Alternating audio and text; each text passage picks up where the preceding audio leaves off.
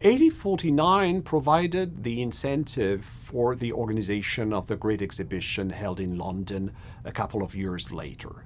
Indeed, Great Britain was at the time the most advanced country technologically, but also in economic terms. So how could it be that England had not organized an exhibition of this type?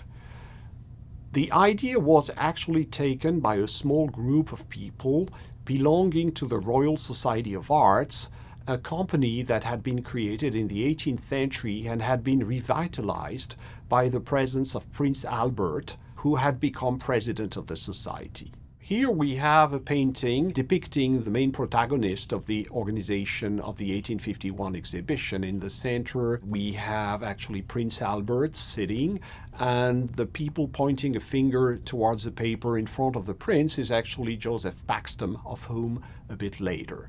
So the society, it's in the middle of this society that this idea to organize something at a much larger scale than what had been done before gradually emerged. So first, one had to find a land where to hold the exhibition, and Prince Albert actually secured the temporary loan of part of Hyde Park as the place where the exhibition could take place. Other members of the society were extremely active, securing promises of artifacts to be displayed. The secretary of the society toured the United Kingdom, visiting industrialists in order to obtain those promises.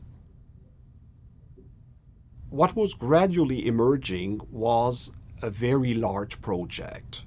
Overall, the estimation was that something like 800,000 square feet would be necessary to host the entire exhibition.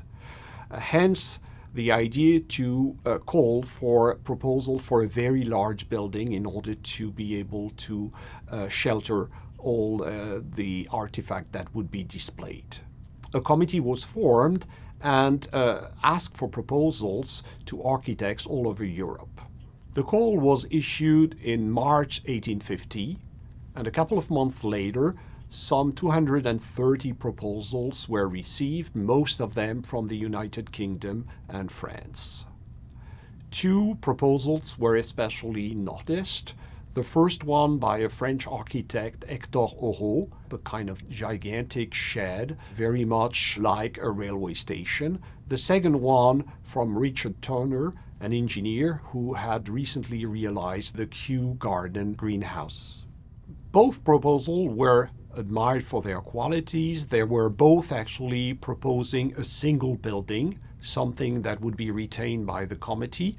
In the case of Aurot, this inspiration would later lead him to his utopian project for covering the Grand Boulevard in Paris with iron sheds. We can see there the genealogy between the world of the Passage, the Great Exhibition, and subsequent development in an urban iron construction proposal.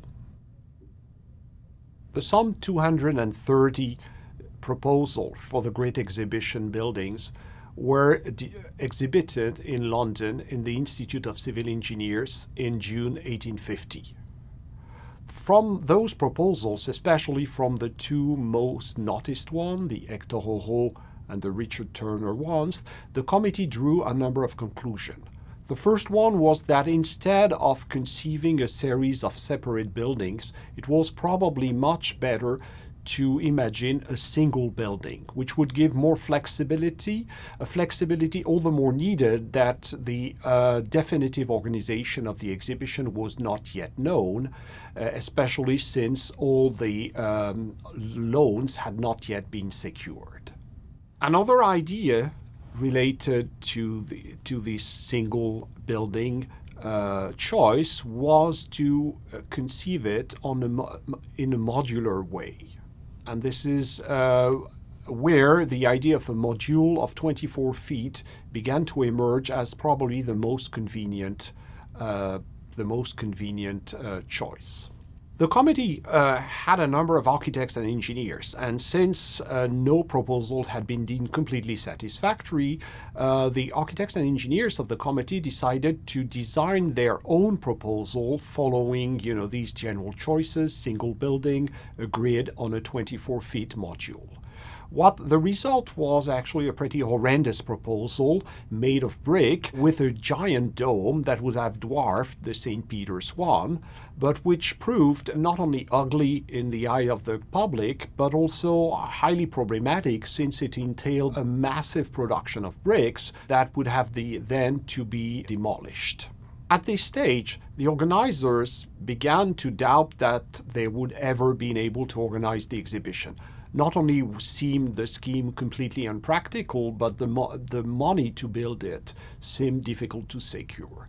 The public, in addition, was growing more and more skeptical about the idea because of the images that had been shown in the press, such as this one.